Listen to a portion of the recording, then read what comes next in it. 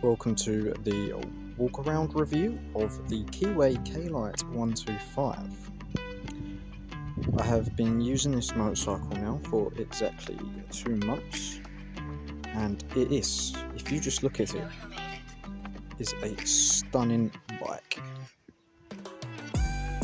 It is a custom cruiser with a obviously 125cc engine.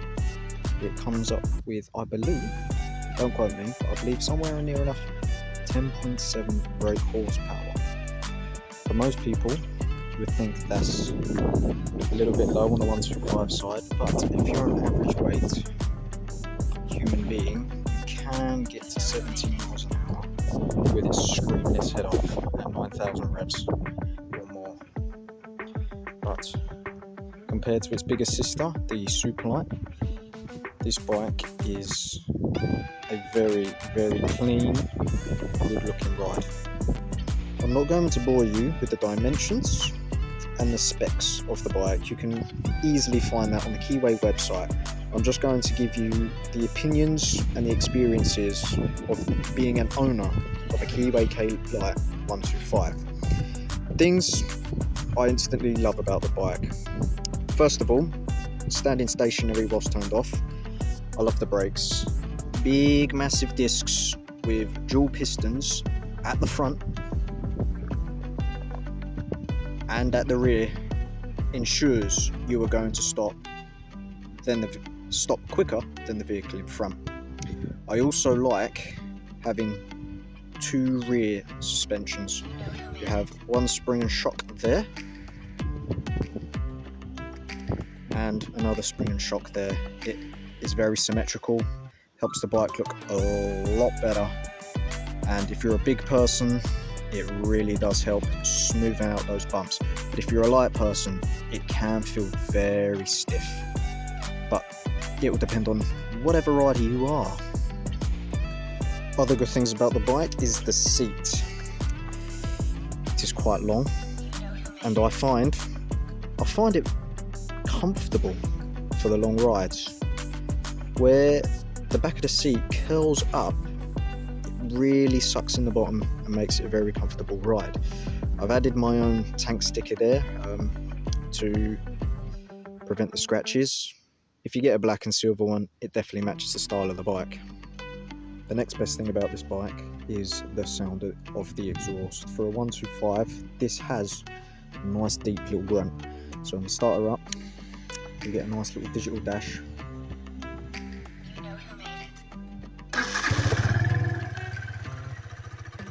Guys are riding nice and easy, and listen to this.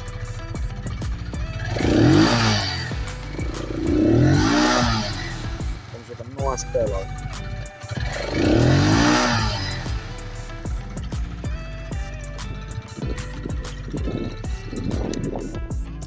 We're going to start talking about the negative things of the bike. As everything is, there is ups and there is downs.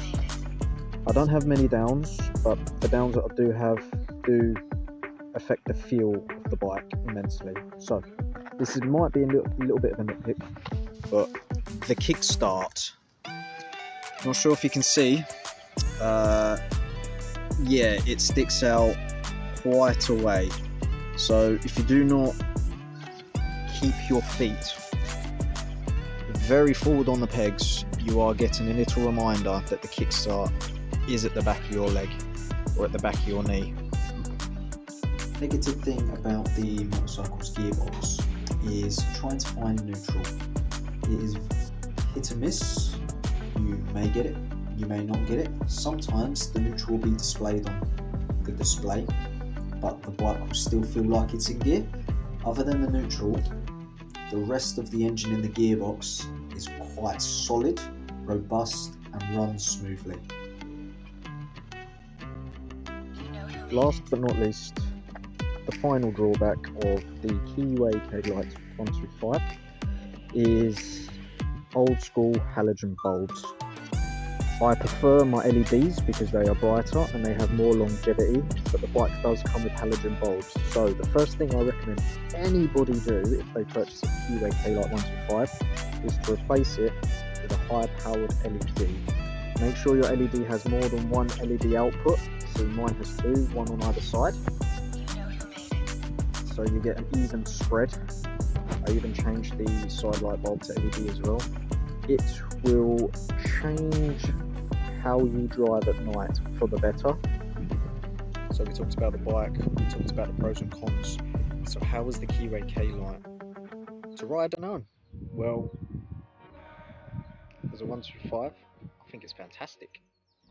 The big chunky tyre at the rear gives it lots of grip, so you know your back end ain't going to slide on any stones. It has a grunt, so it does get people noticed by ear as well as looks.